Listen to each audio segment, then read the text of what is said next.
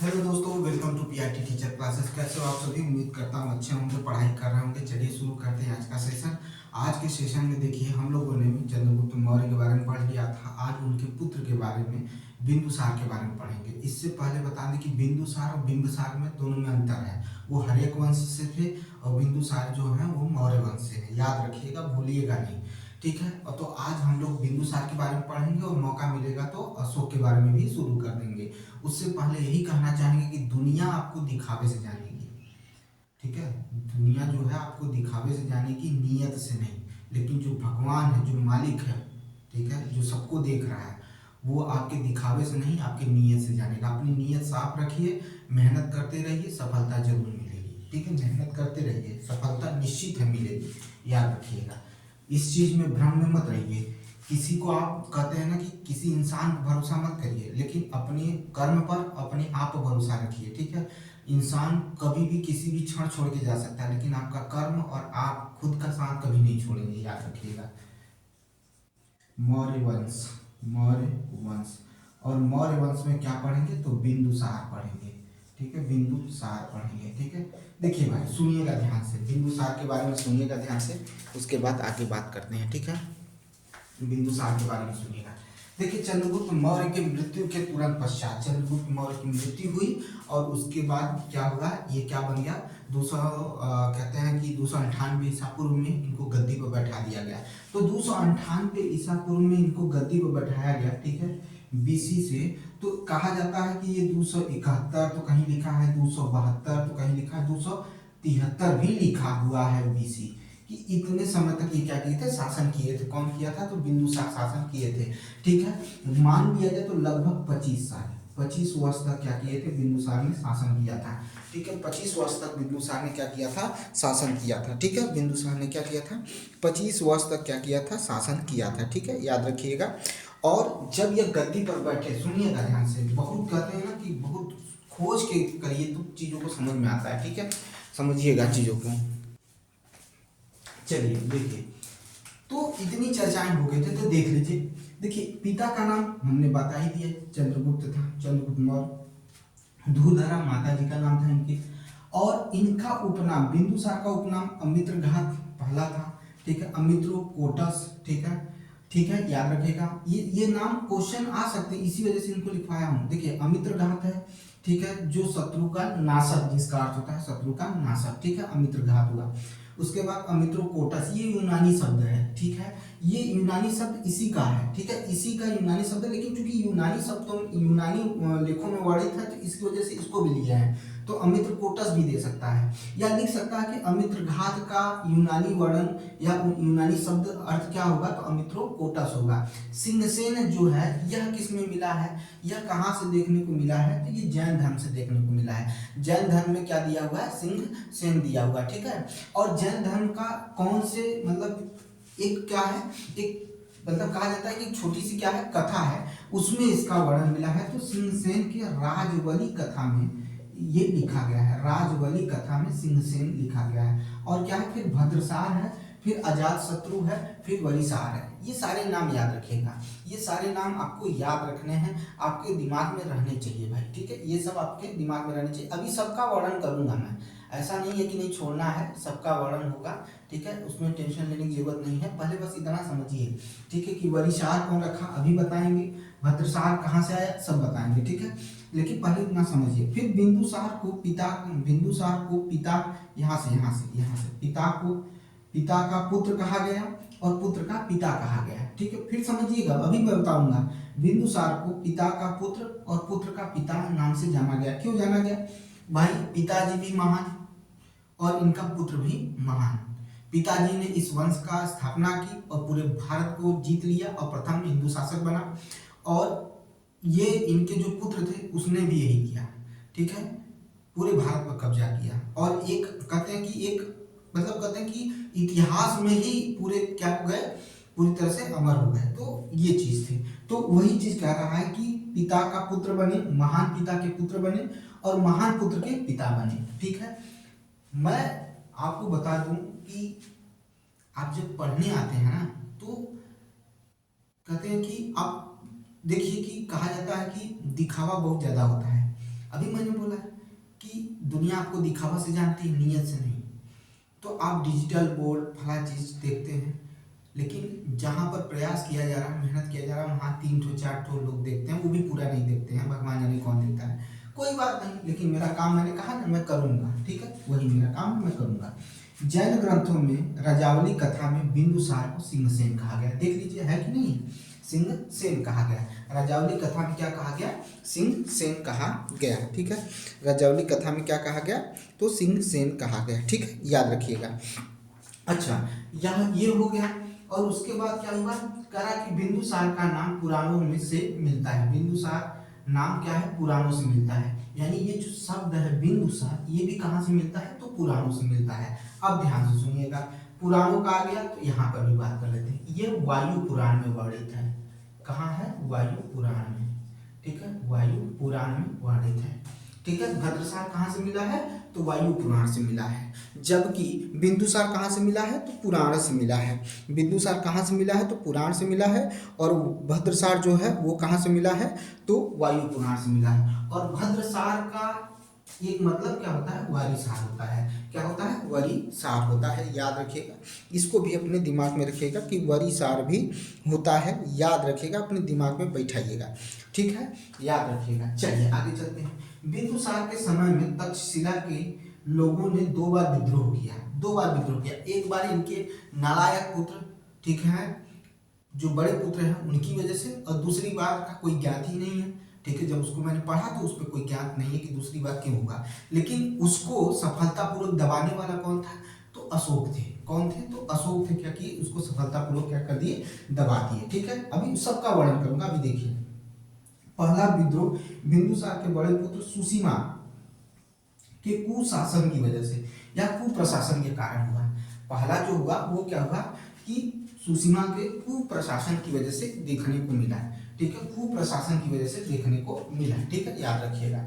और उसके बाद जो दूसरा हुआ उसको अशोक दबाने में क्या रहे, सफल रहे, ठीक है। इतना पहले नोट कर लीजिए, फिर आगे की तरफ चलते हैं। आगे और नोट कराएंगे आपको, इसके साथ ले लिए होंगे। चलिए आगे समझिएगा चीजों को। देखिए क्या कहता हूँ, उस चीज को समझिएगा, ठीक है, तब आगे बढ़ेंगे। सुनिएगा ध्यान से। देखिए ये इतनी सारी उपाधियां ली थी, इतनी सारी उपाधियां ली थी, लेकिन आपको मैंने चर्चा किया कि केवल 2 जो विद्रोह हुए थे उसको इन्होंने क्या किया था, दबाया था। लेकिन ये चीज और भी याद रखिएगा कि इन्होंने चंद्रगुप्त के जरिए जो राज्य जीते गए, जो संपत्तियां बनाई गई, जो व्यवस्था बनाई गई, उसको ये स्थापित करके रखे, ठीक है, उसको बिगड़ने नहीं दिया। तो ये कह सकते हैं कि इनके अंदर विलासिता की भावना नहीं थी, ठीक है। और ये कहते हैं कि ऐशो आराम की जिंदगी नहीं जिए तक, ठीक है। इन्होंने अपने पिताजी की जो भी चीजें थी वो बनाए रखे, उसको बड़ी सफलतापूर्वक चलाए। इसी वजह से इन्होंने पूरे क्या किए थे, ये उपाधियां धारण की थी, पहली चीज। दूसरी चीज ये है कि इनके किसी भी खास तरह के युद्ध का कोई वर्णन नहीं किया है इतिहास में। तो जब है ही नहीं तो फिर हम क्या ही आपको बताएं। लेकिन इसी में एक तिब्बती इतिहासकार थे, सुनिएगा ध्यान से, तिब्बती इतिहासकार, ठीक है, तिब्बती इतिहासकार, तारानाथ। किसकी बात कर रहे हैं, तारानाथ की, तिब्बती इतिहासकार तारानाथ, ठीक है, तारानाथ। उन्होंने इनके बारे में लिखा, वहीं से एकमात्र इन्हीं का जो इन्होंने लिखा था वहीं से कुछ मिलता है, नहीं तो और कुछ नहीं मिलता है। कहीं कहीं आपको मिलेगा कि 16 नगरों, ठीक है, या 6 नगरों, ठीक है, 6 नगरों पर हमला किया, 6 नगरों पर हमला किया, हमला किया वह वहां के शासकों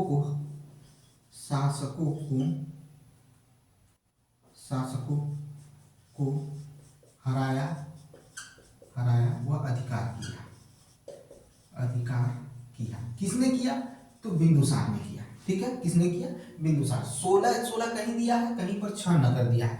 जो दिया है भाई, जहां मैंने कई किताबों से देखा है तब आपको बता रहा हूँ, तो जो दिया है वो आपको बता दे रहा हूँ, जो दिया हुआ है वही बता दे रहा हूँ, और कोई चीज इसमें नहीं दिया है, ठीक है। और एक चीज कहा, इन्होंने ही कहा, तारानाथ ने ही कहा कि पूर्वी तथा पश्चिमी पश्चिमी समुद्र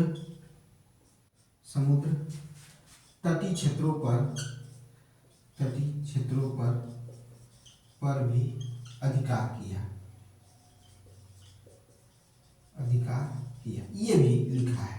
ठीक है, पूर्वी और पश्चिमी समुद्र तटों पर भी क्या कर लिया था, अधिकार कर लिया था। ठीक है, ये चीज कहा गया है। ठीक है, तारानाथ के विवरण से लगता है, ध्यान से सुनिएगा, तारानाथ के विवरण से ये लगता है कि ये सारी चीजें होने के कारण ही इतनी सारी क्या की थी इन्होंने उपाधियां ली थी। और कुछ ऐसे भी क्षेत्र थे जहां पर विद्रोह पनपने की कोशिश हुई, लेकिन इन्होंने क्या किया, दबा दिया। ये सारा चीज विवरण किसके द्वारा है, तारानाथ के जरिए है। ठीक है, अब एक थे, ध्यान से सुनिएगा, ये इसको नोट कर लीजिए, ये आएगा नहीं लेकिन याद रहना चाहिए। ठीक है, अब आता है दिव्य वदान। कौन कह रहा हूं, तो दिव्य वदान, किसकी बात कर रहा हूं, दिव्य वदान। ये भी एक क्या है, विद्वान है। दिव्य वदान जो है वो भी क्या है, ये भी क्या है, विद्वान है।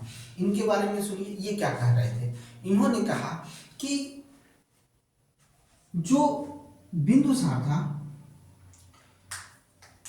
उदारशील था। कैसा था, उदार था। ठीक है, बिंदुसार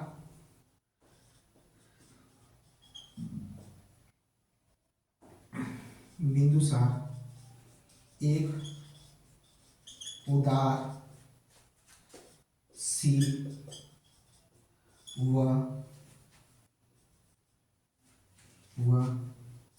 मानवता प्रेमी व्यक्ति था।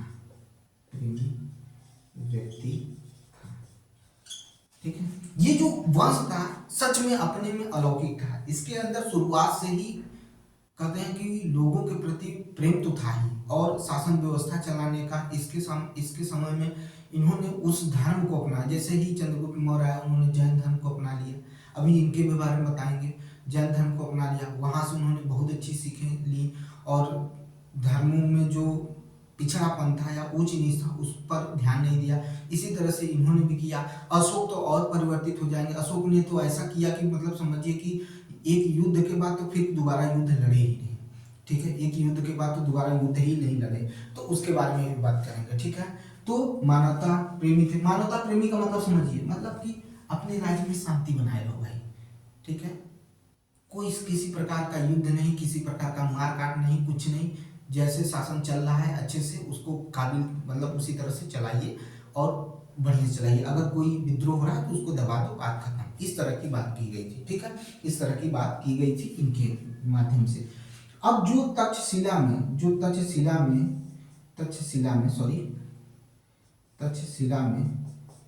जो दो विद्रोह हुआ था, इन्होंने तो अच्छी तरह से उसे क्या कर दिया था, दबा दिया था।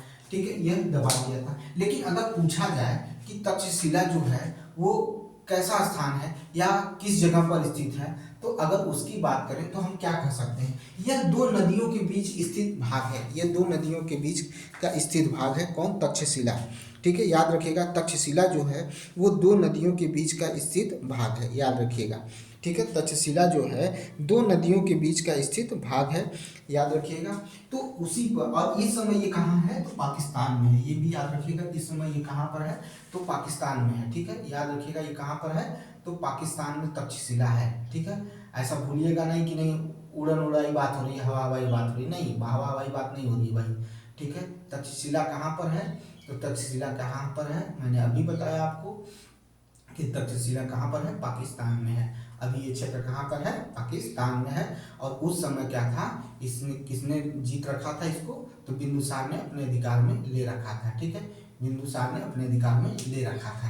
हाँ, एक चीज अभी पूछा मैंने कि बताइए किन दो नदियों के बीच है, तो यह है सिंधु व झेलम नदी के बीच है।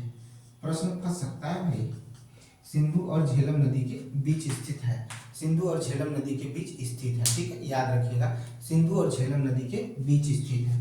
अब आते हैं और आगे की तरफ बात करेंगे। पहले इसका स्क्रीनशॉट ले लीजिए, तब आगे की तरफ चलेंगे। इसका स्क्रीनशॉट ले लीजिए। चलिए, बिंदुसार के समय में ही यूनानी शासकों के साथ इसका मैत्री संबंध बना।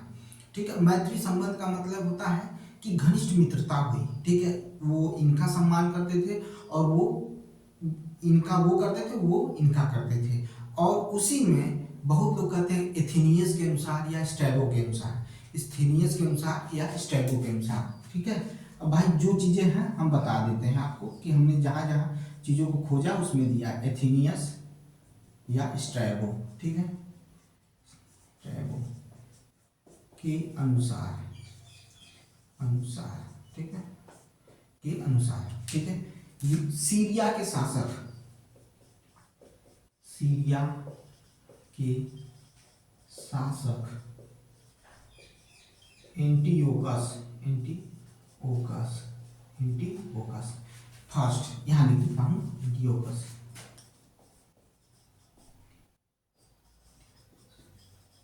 एंटियोकस फर्स्ट,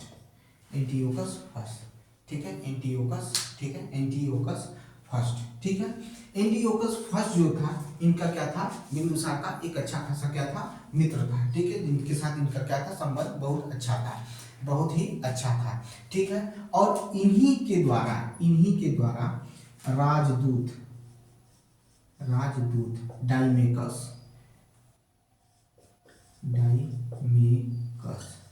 ठीक है, डाइमेकस, ये डाइमेकस किसका, मेगास्थनीज का क्या था, मेगास्थनीज का क्या था, मेगास्थनीज का उत्तराधिकारी था, किसका, मेगास्थनीज का क्या था, उत्तराधिकारी था, ठीक है, डाइमेकस,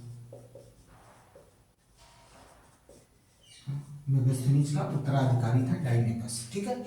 उसको भेजा, ठीक है, उसको भेजा और इनके समय में ये आया, ठीक है, ये आया, ठीक है, याद रखिएगा। कहीं कहीं लिखा होगा कि मेगास्थनीज की जगह पर किसको भेजा गया, डाइमेकस को भेजा, कौन भेजा, तो एंटियोकस, कहीं कहीं पर यह लिखा है, कहीं पर ओ लिखा है, अ लिखा है, तो याद रखिएगा। तो राजदूत भेजा, डाइमेकस को भेजा। पहली चीज तो ये क्लियर कर लीजिए, इतना पहले समझ लीजिए, फिर आगे की तरफ बताते हैं, आगे की तरफ और चर्चा करते हैं, ये एक हो गया। दूसरा सुनिएगा, दूसरा जो थे प्लिनी के अनुसार, अभी बहुत कुछ बाकी है, बस पहले सुनते रहिए। प्लिनी के अनुसार,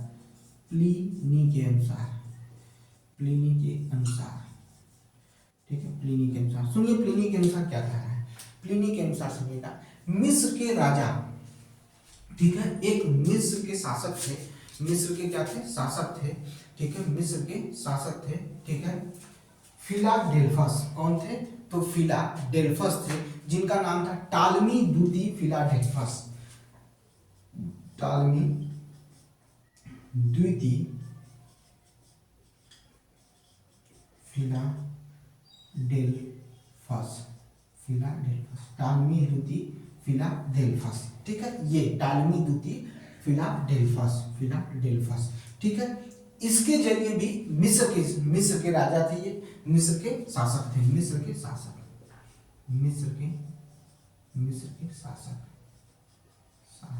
इनके जरिए भी टालमी द्वितीय फिलाडेल्फस जो था, इसके जरिए क्या किया गया था, एक और राजदूत को भेजा गया था, ठीक है, एक और राजदूत को भेजा गया था, जिसका नाम था डायनोसियस,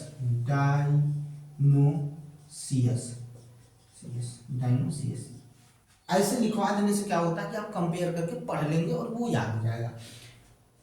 एथेनियस या स्ट्रैबो के अनुसार सीरिया के शासक, ठीक है, सीरिया के शासक एंटियोकस फर्स्ट के राजदूत थे डाइमेकस, जो मेगास्थनीज की जगह पर थे, या इन्हीं के क्या थे, अगर हम बात करें तो इनके क्या थे, भाई क्या कहते हैं उसको, ठीक है, जैसे मान लीजिए कि इनके, छोड़िए इसको, जो मेगास्थनीज के क्या थे, डाइमेकस क्या थे, मेगास्थनीज के उत्तराधिकारी, सॉरी यही बोलना था, उत्तराधिकारी थे, ठीक है, दिमाग में नहीं आता है। जबकि प्लिनी के अनुसार टालमी द्वितीय फिलाडेल्फस जो थे वो मिस्र के शासक थे, उन्होंने किसको भेजा, तो डायनोसियस को भेजा, डायनोसियस को क्या किया था, भेजा था राजदूत के रूप में भेजा था, ठीक है, क्लियर है। अगर इतना समझ में आ गया हो तो चले आगे।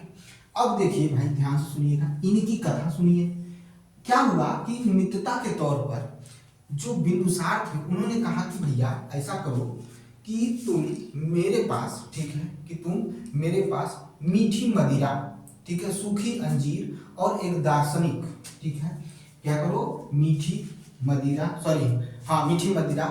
ठीक है, सूखी अंजीर और एक दार्शनिक क्या कर दो, भेज दो भैया, ठीक है। किससे बोले, तो बोले एंटियोकस से, ठीक है, एंटियोकस से बोले कि मीठी मदिरा, मीठी मदिरा कौन बोल रहा है, कौन बोल रहा है, तो बिंदुसार बोल रहे हैं। मीठी मदिरा, सूखी अंजीर, अंजीर और एक दार्शनिक, दार्शनिक, ठीक है, जिसे यूनानी भाषा में क्या कहा जाता है, तो सोफिस्ट, सोफिस्ट कहा जाता है। क्या कहा जाता है, सोफिस्ट। सोफिस्टिक पढ़ने जा रहे थे, वो चीज अलग होता है, सोफिस्ट, ठीक है। तो ये तीन चीजों की क्या किया, अपने मित्र से बिंदुसार ने डिमांड कर दिया। बिंदुसार ने मांग लिया कि भैया भेज दो। तो जो स्टेबो जो सीरिया गणेश एंटियोकस थे, बोले भैया ठीक है, ये तो हम दे देंगे, ये भी दे देंगे, ये नहीं दे पाएंगे, हमारे यहाँ ये व्यवस्था नहीं है तो किसी को जबरदस्ती यहाँ भेजा जाए या कोई यहाँ जाएगा, ठीक है, इस तरह का कोई व्यवस्था नहीं है, ठीक है, हम वो चीज़ नहीं कर सकते हैं। तो बोले कोई बात नहीं, जो है उसी को भेज दो, जो चीज़ है वही कर लेते हैं, ठीक है, वही कर लेते हैं। यानी कहा जाए तो एक तरह से दार्शनिक जो है उसे बेचा या विक्रय किया नहीं जा सकता, या किसी तरह से मजबूर करके भेजा नहीं जा सकता, ठीक है। ये वहाँ का कानून था, वहाँ का नियम था। जबकि ये दोनों चीजें क्या थी, भेजी गई और उसका क्या हुआ, उल्लेख किया गया है, ठीक है। अब देखिए साथ में भारत का पश्चिमी एशिया के साथ इनके समय में काफी अच्छा संबंध था, व्यापार का भी काम होता था, ठीक है। और इसी बिंदु जो बिंदुसार है, ठीक है, वो इसके कारण, इसकी डिमांड के कारण माना गया कि बिंदुसार दार्शनिक में क्या रखते हैं, दार्शनिक में रुचि रखते थे। बिंदुसार जो थे वो दार्शनिक में क्या रखते थे, रुचि रखते थे, इनके डिमांड की वजह से, ठीक है, इनके डिमांड की वजह से। और यहाँ उनके बाद क्या हुआ कि खाली युद्ध, खाली कब्जा करो, यही सारी चीजें चल रही थी, ठीक है। फिर क्या हुआ, ध्यान से सुनिएगा, पहले इसको स्क्रीनशॉट ले लीजिए, फिर आगे चलते हैं। चलिए, ले लिए होंगे स्क्रीनशॉट, उम्मीद करता हूँ, ठीक है।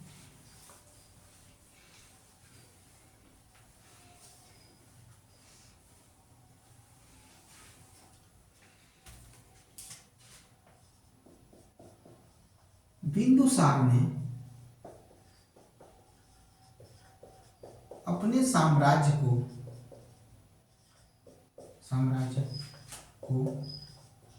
प्रांतों में बांटा, प्रांतों में बांटा, ठीक है, प्रांतों में बांटा। बिंदुसार ने अपने साम्राज्य को प्रांतों में विभाजित किया, ठीक है, प्रांतों में विभाजित किया, प्रांतों में विभाजित किया। अब देखिए, प्रांतों को चलाने वाला, प्रांतों को चलाने वाला, ठीक है, चलाने वाला व्यक्ति,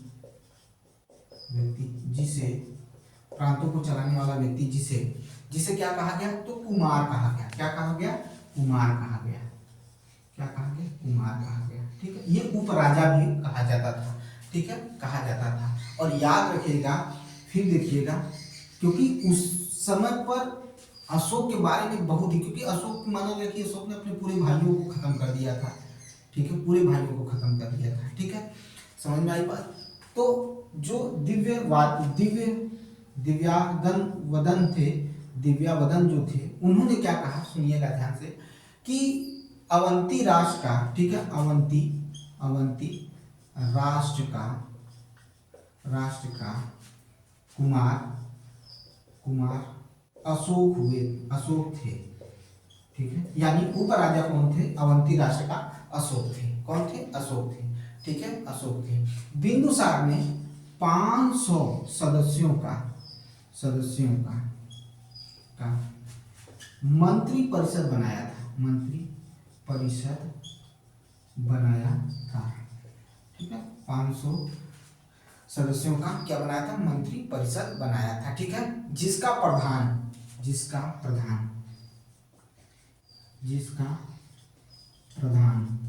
ठीक है, जिसका प्रधान किसको बनाया गया था, तो खल्लाटक को बनाया गया था। जिसका प्रधान खल्लाटक था, जिसका प्रधान कौन था, खल्लाटक था, खल्लाटक था। अब सुनिएगा ध्यान से, इसके बारे में सुनिए, खल्लाटक के बारे में। जब चंद्रगुप्त मौर्य की मृत्यु हुई, उसके बाद जब बिंदुसार गद्दी पर बैठा, तो उस समय पर प्रधान जो थे वो कौटिल्य ही थे। कौन? विष्णुगुप्त थे। कौन थे? कौटिल्य थे। कौन थे? विष्णुगुप्त थे। कौन थे? चाणक्य थे। लेकिन उसके बाद उनको हटाया गया और एक व्यक्ति था खल्लाटक, जिसको क्या बना दिया गया? बिंदुसार के समय में प्रधान बना दिया गया। बिंदुसार के समय में क्या बना दिया गया? प्रधान बना दिया गया। ठीक है, याद रहेगा भाई, याद रहेगा। किसे बना दिया? प्रधान बना दिया गया। ठीक है, याद रखिएगा। अब सुनिएगा ध्यान से। बिंदुसार जैसे जिस तरह से चंद्रगुप्त मौर्य जो थे वो जैन धर्म के दीक्षा ली, भद्रबाहु को अपना गुरु बनाया, उसी तरह से यह जो बिंदुसार थे वो आजीवक संप्रदाय के अनुयायी बने। बिंदुसार आजीवक संप्रदाय के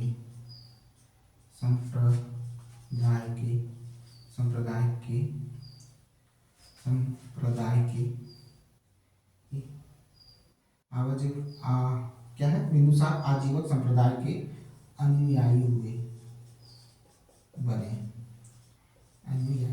ठीक है, आजीवक संप्रदाय के क्या बने? अनुयायी बने। ठीक है, याद रखिएगा, क्या बने? अनुयायी बने। अच्छा, आजीवक संप्रदाय की स्थापना किसने की थी? आजीवक संप्रदाय की स्थापना किसने की थी? ठीक है, आजीवक संप्रदाय की स्थापना किसने की थी? ठीक है, तो आजीवक संप्रदाय की स्थापना, ठीक है, एक व्यक्ति था गोसला करके। अगर उसका पूरा नाम बोला जाए तो उसका नाम था मखिलीपुत्र गोसला। मखिलीपुत्र गोसला। ठीक है, ये थे मखलीपुत्र गोसला। ठीक है, मखलीपुत्र गोसला, या गोसाल भी कहा गया है। क्या कहा गया है? कहीं कहीं पर गोसाल भी कहा गया है। ठीक है, गोसाल। ठीक है, याद रखिएगा, कहीं कहीं गोसला लिखा हुआ है, कहीं कहीं मखलीपुत्र गोसाल भी लिखा है। ठीक है, याद रखिएगा। मखलीपुत्र गोसाल जो थे आजीवक संप्रदाय के क्या थे? संस्थापक थे।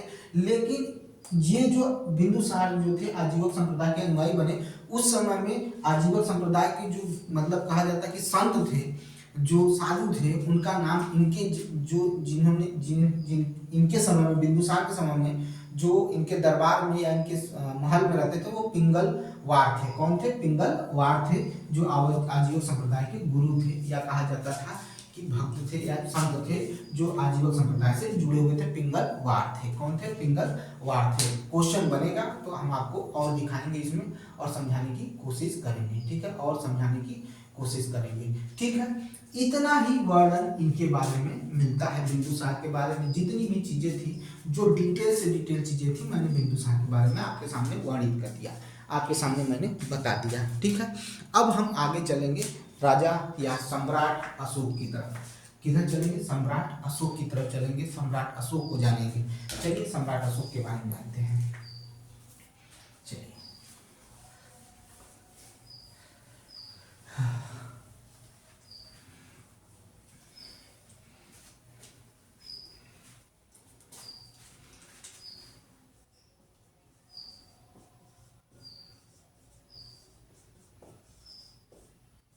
सम्राट अशोक किसके बारे में जानना है प्रभु? सम्राट अशोक के बारे में जानना है। ठीक है, सम्राट अशोक के बारे में जानना है। यह बिंदुसार के पुत्र थे। आपको भी पता है कि बिंदुसार के क्या थे? पुत्र थे। ठीक है, बिंदुसार के पुत्र थे, जो 269 कहा जाता है कि 269 में क्या हुआ था? 269 में गद्दी पर बैठे। क्या हुआ? 269 में क्या हुआ था? गद्दी पर बैठे थे। 269 में क्या हुआ था? 269 BC में क्या हुए थे? गद्दी पर बैठे थे। ठीक है, और कब तक शासन किया? तो 232 BC तक, 232 BC तक शासन किया था। किसने किया था? सम्राट अशोक ने किया था। ठीक है, सम्राट अशोक ने किया था। ठीक है, सम्राट अशोक ने किया था। 200 क्या थे? 269 से 232 BC के बीच में। इससे पहले मैंने कहा ना कि कुमार थे ये। ठीक है, अवंती के क्या थे? कुमार थे, या कह सकते हैं कि राज्यपाल थे, ये भी कह सकते हैं। ठीक है, विभिन्न पुस्तकों में जो लिखा है मैं आपको बताते चल रहा हूँ। ठीक है, उसको बताते चल रहा हूँ। ठीक है, दिव्य वदन के अनुसार, ठीक है, और कहीं से नहीं, इनके अनुसार। ठीक है, इनकी माता का नाम सुभद्रांगी, सुभद्रांगी था। इनकी माता का नाम क्या था? सुभद्रांगी था। किसकी? तो सम्राट अशोक की माता का नाम सुभद्रांगी था। ठीक है, सुभद्रांगी था। किसके अनुसार था? तो दिव्यवदन के अनुसार सुभद्रांगी था इनकी माता का नाम। ठीक है, इनकी माता का नाम था सुभद्रांगी था। ठीक है, याद रखिएगा। ठीक है, याद रहेगा, भूलेंगे नहीं ना भाई। चले आगे, चलिए। ठीक है, चलते हैं। वही कहा कि जब ये गद्दी पर बैठ रहे थे उस समय ये अवंती के क्या थे? राज्यपाल थे या कुमार थे। ठीक है, समझ में आई बात? क्या थे? अवंती के राज्यपाल थे या कुमार थे। कौन थे? तो कौन थे? तो सम्राट अशोक। ठीक है, सम्राट अशोक। ठीक है, सम्राट अशोक था। ठीक है, और एक ऐसे व्यक्ति जो युद्ध जीतने के बाद, एक ऐसा युद्ध जीतने के बाद फिर कभी युद्ध लड़ने का निर्णय क्या लिया था कि अब फिर कभी हम युद्ध नहीं लड़ेंगे। ठीक है, युद्ध नहीं लड़ेंगे। और साम्राज्य विस्तार का जो परिपाटी था, ठीक है, एक परिपाटी शब्द का अर्थ होता है साम्राज्य का विस्तार करना। ठीक है, परिपाटी को क्या कर दिया था? समाप्त कर दिया था। क्या कर दिया था? समाप्त कर दिया था। और यह व्यक्ति ऐसा था जो जनता से सीधे सीधे जुड़ गया। ठीक है, जनता की भलाई सोचना और उनके लिए काम करना। ठीक है, और पूरे साम्राज्य में धर्मनिरपेक्षता की बात करना कि धर्म के लिए मत लड़िए, एक दूसरे के धर्म का सम्मान करिए, उसके लिए खड़ा हो गए। उसके लिए क्या हो गए? सम्राट अशोक जो थे वो खड़ा हो गए। ठीक है, सम्राट अशोक क्या हो गए थे? खड़े हो गए थे भाई कि हम भाई अब युद्ध नहीं करेंगे। ठीक है, क्योंकि इसमें बहुत हानि होती है, बहुत लोग मारे जाते हैं। ये सारी चीजें सम्राट अशोक की बात थी। पहले सुनते जाइए। ठीक है, अब सम्राट अशोक के बारे में इतना बता दिया। ठीक है, अब कहा जाता है कि कुछ ऐसे शिलालेख हैं और कुछ ऐसे लेख हैं जहां पर इनके विभिन्न नाम मिले हैं। इनके क्या मिले हैं? विभिन्न नाम मिले हैं। उसके बारे में भी हम क्या कर लेंगे? चर्चा कर लेंगे। उसके बारे में भी हम लोग समझ लेंगे, क्योंकि वो भी बहुत ही इम्पोर्टेंट है। वो भी क्या है? बहुत ही इम्पोर्टेंट है, तो उसको भी समझना बहुत जरूरी है। ठीक है, तो चलिए उसको भी समझ लेते हैं। ठीक है, उसको भी समझ लेते हैं। तो देखिए, मस्की गुर्जरा। ठीक है, ध्यान से सुनिएगा। मस्की गुर्जरा, नाम याद रखिएगा, कहानी की तरह बता रहा हूं तो उसको जरूर याद रखिएगा। मस्की गुर्जरा, नेतुर, ठीक है, और उड़े गोलम के लेखों में अशोक का नाम क्या किया गया है? चिन्हित किया गया है। अशोक का नाम चिन्हित किया गया है। अभी बताऊंगा कि अशोक का नाम, अशोक किस लेख में है ये भी बताऊंगा। फिर उसके बाद कई नाम है इनके जो हमें क्या करना है? बताना है आपको। कई नाम आपको बताना है, लेकिन अशोक के इतिहास के बारे में वर्णन करें, अशोक के इतिहास के बारे में वर्णन करें कि अशोक ने क्या क्या काम किया था, उसके बारे में वर्णन करें, तो हम कह सकते हैं कि इसने क्या किया था? अपने अभिलेखों को 3 भागों में विभाजित किया था। 3 भागों में क्या किया था? विभाजित किया था। किसने किया था? तो अशोक ने किया था। पहला था शिलालेख था। पहला क्या था? शिलालेख था। दूसरा जो था स्तंभ लेख था। दूसरा क्या था? स्तंभ लेख था। पहला शिलालेख, दूसरा स्तंभ लेख, और चौथा तीसरा जो था वो गुहा लेख था। क्या था? गुहा लेख था। ठीक है, क्या था? गुहा लेख था। याद रखिएगा। ठीक है, इनके शिलालेखों की संख्या कुल कितनी थी? 14 थी। इनके शिलालेखों की संख्या कितनी थी? तो 14 थी। इनके शिलालेखों की संख्या कितनी थी? 14 थी। ठीक है, अब शिलालेख का मतलब होता है कि शिला पर लिखा हुआ लेख। शिला पर लिखा लेख। शिला मतलब पत्थर, पत्थर पर लिखा हुआ लेख। ठीक है, याद रखिए। तो ये चीज हो गया। और इनके यह लेख अशोक के 8 बृहद, ठीक है, अभिलेखों के क्रमानुसार लिखते हुए देखा गया है। ठीक है, अभी और भी चीजें हैं, पहले सुनते जाइए, समझते जाइए, फिर उसके बाद वर्णन करते चलेंगे। ठीक है, ये सारी चीजें आपको समझना है। लिखवाने को तो हम कुछ भी मतलब तुरंत लिखवा देंगे, नोट्स आपका बनवा देंगे। ठीक है, चलिए, ठीक है, समझ में आई बात? अब सुनिएगा ध्यान से। भाई इतनी चर्चा हो गई, तो जब शिलालेख उठाना शुरू हुआ, मतलब जब इनकी खोज हुई, जब इनके बारे में पढ़ना शुरू हुआ, लोग पढ़ने लगे, तो चर्चा होनी शुरू हो गई। चर्चा क्या हुई? सबसे ज्यादा चर्चित था रुद्रदामन के जूनागढ़ अभिलेख के बारे में। ठीक है, जूनागढ़ जो अभिलेख था उसमें अशोक के व्यक्तिगत नाम, जो अशोक है वो उसका मतलब वहां पर लिखा हुआ मिला। ठीक है, तो कहाँ मिला? तो रुद्रदामन के, ठीक है, रुद्रदामन के जूनागढ़ अभिलेख में मिला। ये तो कहा हो गया। 2 और चीज कही गई, 2 चीज और कही गई। एक कहा गया प्रियदर्शी, अशोक को कहा गया प्रियदर्शी भी कहा गया। ये कहाँ मिला? तो अशोक के अधिकांश शिलालेखों में प्रियदर्शी नाम से भी इनको पुकारा गया, ठीक है। और हालांकि कुछ जो अभिलेख थे, अभिलेख कर रहा हूँ, शिलालेखों में, कुछ शिलालेखों में इन्हें देवानम प्रिय भी कहा गया। क्या कहा गया? तो देवानम प्रिय भी कहा गया, ठीक है, देवानम प्रिय, ठीक है। प्रियदर्शी और देवानम प्रिय, प्रियदर्शी भी मिला और देवानम प्रिय भी मिला। ये अशोक के नाम है, ठीक है, अशोक के नाम। लेकिन जूनागढ़ वाले में अशोक नाम मिलाता है, याद रखिएगा, ये हमें याद रखने की जरूरत है, ठीक है। हमें क्या करना है? याद रखने की जरूरत है, क्योंकि इनकी जरूरत हमें पड़ेगी, इनकी जरूरत हमें क्या होगी? पड़ेगी, ठीक है, याद रखिएगा। ऐसा नहीं है कि हम सिर्फ इसको देख रहे हैं खाली, गिनती में नहीं, वही गिनती में नहीं है, ठीक है, ये गिनती में नहीं है, ठीक है, याद रखिएगा। अब हुआ क्या कि भाई इन्होंने कलिंग, ठीक है, कलिंग का युद्ध लड़ा, ठीक है, कलिंग का युद्ध लड़ा। और ये कलिंग इस समय में तत्काल में क्या कहेंगे? तो उड़ीसा का जो तटीय क्षेत्र है उसे पहले कलिंग कहा गया था, ठीक है, उसे पहले कलिंग के नाम से जाना जाता था। तो जब यहाँ पर युद्ध हुआ ना, तो इस युद्ध में लाखों लोग मारे गए और लाखों से अधिक लोग क्या हो गए थे? घायल भी हुए, बंदी बनाए गए, उनका घर परिवार उजड़ गया, ठीक है, कुछ लोग अपाहिज हो गए। यह चीज देखकर गौतम बुद्ध का नाम आ रहा है, सम्राट अशोक का मन पिघल गया, यार ये क्या है, ठीक है। और यहीं से इनका हृदय परिवर्तन हुआ और इन्होंने धम्म को अपनाया, ठीक है, धम्म को अपनाया। धम्म के बारे में जब हम 14 शिलालेखों के बारे में पढ़ाएंगे तो सबके बारे में चर्चा कर लेंगे, ठीक है। तो धम्म को अपनाया और धम्म को अपनाते ही इन्होंने क्या किया था? युद्ध को त्याग दिया। और युद्ध को त्यागा तो जो सेना थी उसको अन्य कामों में लगा दिया, ठीक है, धर्म का प्रचार करने में, शांति बनाए रखने में और साम्राज्य की शासन व्यवस्था को सही करने में, ठीक है। और जो मंत्री होते थे उनको प्रजा से जोड़ने का काम शुरू कर दिए। मतलब बहुत अच्छे काम शुरू हो गए। किसके द्वारा शुरू हो गया? तो अशोक के द्वारा शुरू हो गया था, अशोक के द्वारा शुरू हो गया था। उसी में इनके पुत्र और पुत्री भी आए और उन्होंने भी अशोक के जरिए जो धर्म था, बौद्ध धर्म था, उसको फैलाने की कोशिश की गई। ये सारी चीजें सम्राट अशोक के जरिए की गई, जिसके बारे में कल हम आपको विस्तृत लिखवा भी देंगे और जो चीजें अभी तक नहीं बताएं वो भी कल बता देंगे। बस आपसे यही रिक्वेस्ट है कि इस वीडियो को ज़्यादा से ज़्यादा लोगों तक शेयर करिए, ठीक है, क्योंकि एक ऐसे लड़के का मनोबल टूटेगा जिसको इतनी समस्याओं के बाद भी मैं आपको इस तरह से पढ़ा रहा हूँ, ठीक है। तो एक अच्छा काम कर रहा हूँ तो उसको करने दीजिए और थोड़ा सा मनोबल बढ़ाइए मेरा। बस यही कहूँगा, इससे ज़्यादा मुझे बात बनाने नहीं आती है न करने आती है, ठीक है।